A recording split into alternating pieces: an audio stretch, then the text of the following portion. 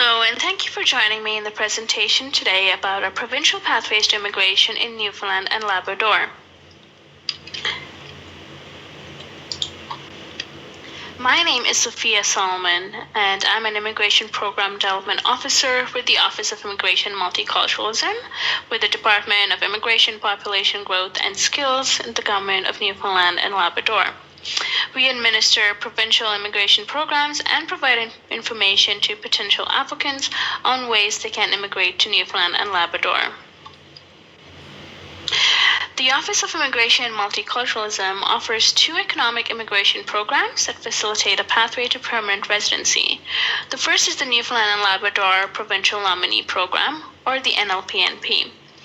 Under this program, we have skilled worker, international graduate, express entry skilled worker, international entrepreneur, and international graduate entrepreneur categories. The Atlantic Immigration Program, also known as the AIP, has categories based on the tier level of the job offer that you receive. So that is Tier 0, Tier 1, Tier 2, 3, and Tier 4. The National Occupation Classification is now moved to a NOC 2021 version, and there are some changes due to this on the NLPNP and the AIP, where some positions have become eligible and others have become ineligible. So the 2016 NOC skill level structure, which was NOC 0A, B, C, and D, is now replaced by a 6-category system called tier categories. That's for training, education, experience, and responsibilities that's required to work in an occupation. So now it is Tier 0, 1, 2, 3, 4, and 5, and the NOC skill level will be called Tier category. So the 4-digit codes are now 5-digit codes, and some occupations may change to a different tier category in this new system. This is what the NOC 2021 tier categories look like. So Tier 0 is management occupations. Tier 1, occupations that usually require a university degree. Tier 2, occupations that usually require a college diploma, apprenticeship training of 2 or more years, or supervisory occupations. Tier 3 is occupations that usually require a college diploma, apprenticeship training of less than 2 years or more than 6 years of on-the-job training. Tier 4 is for occupations that usually require a high school diploma or several weeks of on-the-job training. And Tier 5 is occupations that usually need short-term work demonstration and no formal education. So what is the Newfoundland and Labrador Provincial Nominee Program, or the NLPNP? It's an economic immigration program designed to assist international workers and skilled immigrants and their families to live and work in Newfoundland and Labrador.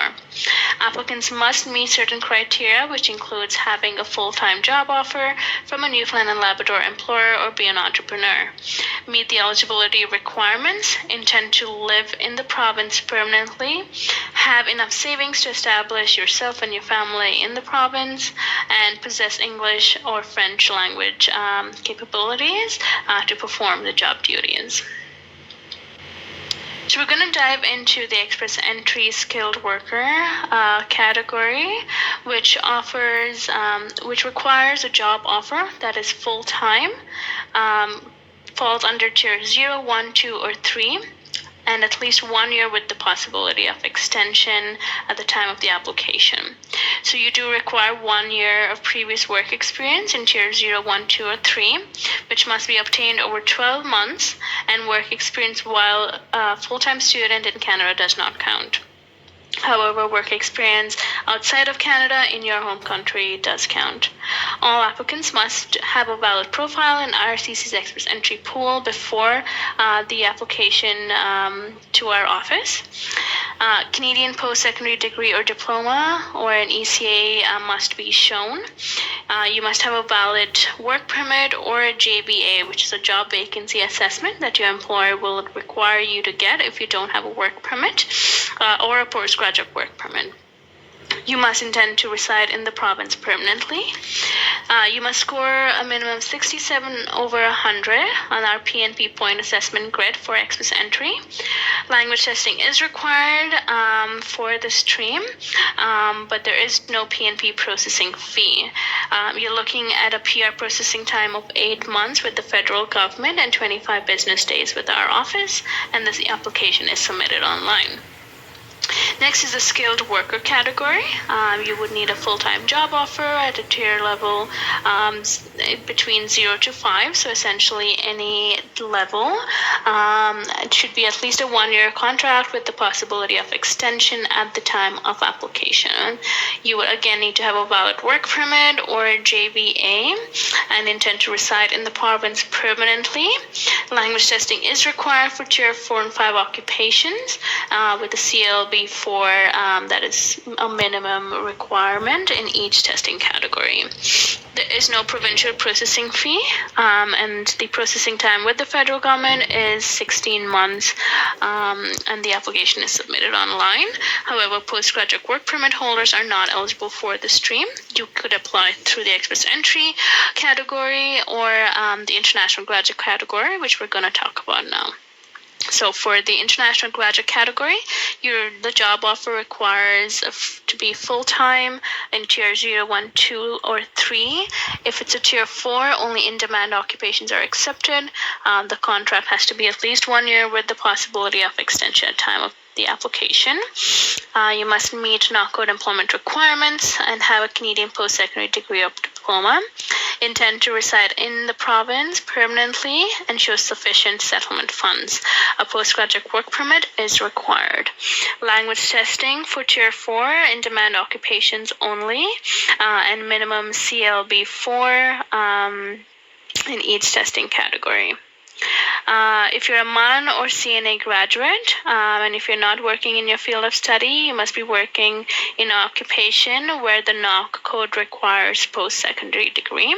If you're a graduate from another province, you must work in a field of study in the province for 1 year prior to applying to the NLPNP. There is no processing time. There is no processing fee for this category. The processing time is 16 months again, and the application is submitted online. Next, we'll talk about the business immigration categories. We have international entrepreneur and international graduate entrepreneur. So the international entrepreneur, you need to be ages 21 to 59, provide business plan with supporting financial documentations, verified by a recognized professional third-party service, have a minimum Canadian high school diploma or an ECA, intend to permanently reside in the province while owning and actively managing a local business that has potential to create significant economic benefit to Newfoundland and Labrador. You must show $600,000 in unencumbered net business and personal assets that can be readily transferred to Canada, and be able to invest $200,000 to establish a business in Newfoundland with a minimum 33.3% ownership of $1 million equity investment. You must show you're able to hire locally and in positions relative to the business, and the business should be for a for-profit entity with the primary purpose of earning profits through sales of goods and services. You must show minimum 2 years of work experience actively managing and owning a business in the last 5 years, or 5+ years experience in senior business management in the last 10 years. Language testing is required, and you need to show minimum CLB 5. For international graduate entrepreneur, you need to be at least 21 years of age, provide a business continuity plan with supporting financial documentation recognized by professional third-party service, complete a degree or diploma at MUN or CNA within the past 2 years, hold a postgraduate work permit, intend to permanently reside in the province again, same as the international entrepreneur. The main difference is the investment, where there is no investment required. And again, the stability is the same as the international entrepreneur. And for the work experience, you need to show minimum 1 year of continuous experience in actively managing and owning the business with a 33.33% minimum ownership. Language testing is required, and we need a minimum CLB 7. So that was the NLPNP. Now we're going to talk about the Atlantic Immigration Program, or the AIP. The AIP is an employer-based program that helps employers in addressing skill gaps and labor market needs. This new program was launched due to the success of the pilot program. So the employers must first apply to become designated. So the workers would need to wait until the employer is approved. There is higher engagement and settlement and integration by the employers. It has faster processing time. So if you're already working in the province as a temporary resident, you could qualify to become a permanent resident, and low labor market impact assessment is required. We are now only accepting applications online for the AIP, so employers must submit their applications through the AIP Immigration Accelerator portal. So the first step is designation. So employers must download the application and indicate the job title, prevailing wage, NACO, tier category, and number of positions required. Positions must be year-round full-time. Business must be in continuous active operation for the previous 2 years. Once they are designated, an endorsement application can be prepared and submitted. The foreign national will contact the service providing organization and request a need assessment to get a settlement plan. So once you have this and you have the settlement plan, the employer can fill out the endorsement application and identify the tier category of the job offer and the position description. Employers must ensure that the candidates have all their supporting documentation for the permanent residency, including language testing and education credential assessment. So once the employer is designated, they can then submit the endorsement application for you. And now we're going to talk about the different categories under the AIP. So as you can see, it's based on the job offer tier that you receive. So for the tier 0 job offer, you need a 1-year work experience in the tier category of 0, 1, 2, 3, or 4 in the past 5 years and meet NOC employment requirements. The job offer has to be the same skill level or higher than your work experience. So it needs to be a full-time job offer in tier 0 occupation for at least 1 year from the time we receive your application. We need a minimum Canadian 1-year post-secondary certificate, diploma, or degree, or an ECA to show the same. And language testing is required with the CLB 5. And the employers need to be designated under the AIP and show recruitment efforts. If they're applying for you and you don't have a work permit, they would need to show how they could not fill the position locally. So for the tier 1 job offer, needs to be work experience in tier 1, 2, 3, or 4 in the past 5 years and meet NOC employment requirements. Job offer has to be in tier 1, again for a duration of 1 year from the time we receive the application, and the education requirement is the same as the tier 0, as well as the language testing and the employer as well. So that would be the same. For tier 2 and 3, it's a little different. So the work experience has to be for 1 year in a tier 2, 3, or 4 occupation in the past 5 years and meet NOC employment requirements. Full-time job offer in tier 2 or 3, and the education is where there's a difference, where we just need a minimum Canadian secondary certificate, diploma, or degree, or an ECA to show the same. However, language testing and the employer requirements remain the same. For tier 4, again, 1 year work experience in tier 4 occupation.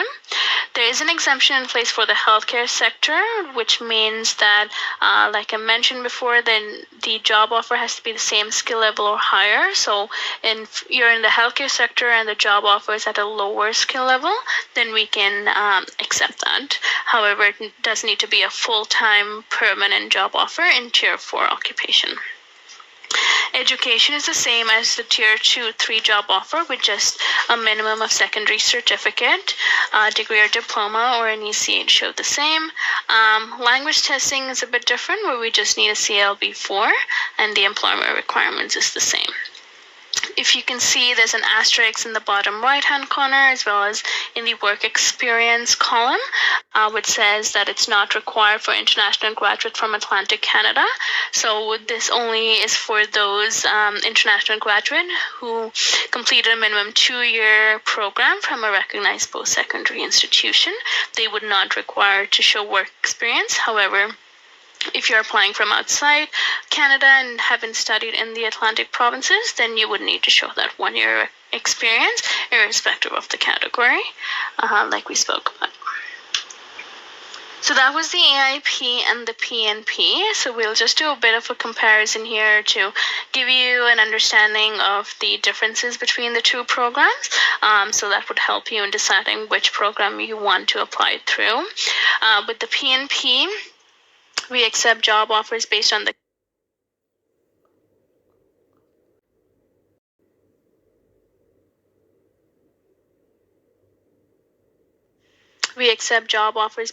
category. So there's express entry, skilled worker, and international graduate, whereas the AIP, the category is based on the job offer itself. So there's tier 0, 1, 2, 3, and 4.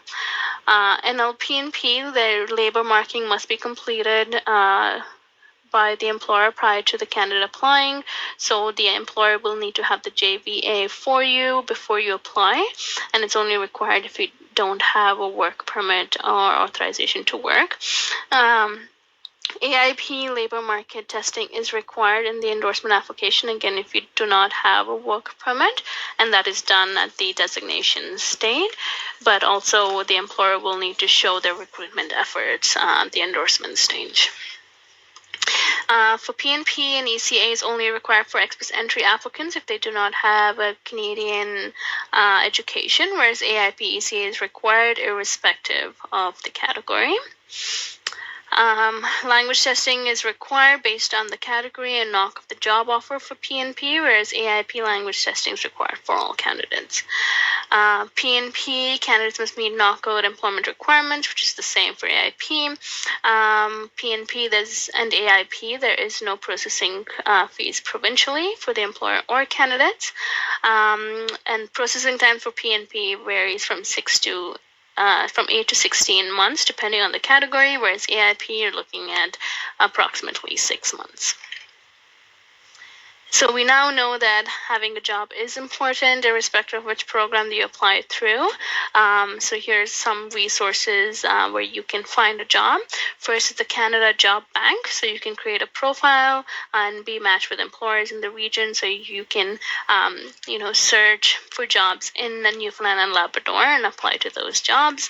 You can also apply to our jobs in provincial government if you go to our website and create a profile there. And other methods are networking with employers, so hopefully you've done that today, and that's been helpful, but also continue searching on private job search websites like Career Beacon and Indeed, and also participate in upcoming fairs like you did today, so keep an eye out for other fairs as well. So that's all I have for you today. Thank you so much for listening to me, and I hope this information was helpful. If you have any questions, feel free to email us at immigration@gov.nl.ca for AIP questions and pnp@gov.nl.ca for PNP questions. You can also find all this information on our website there. I would be happy to answer any questions that you may have, but if we don't or are not able to get to them, please feel free to send us an email. Thank you so much.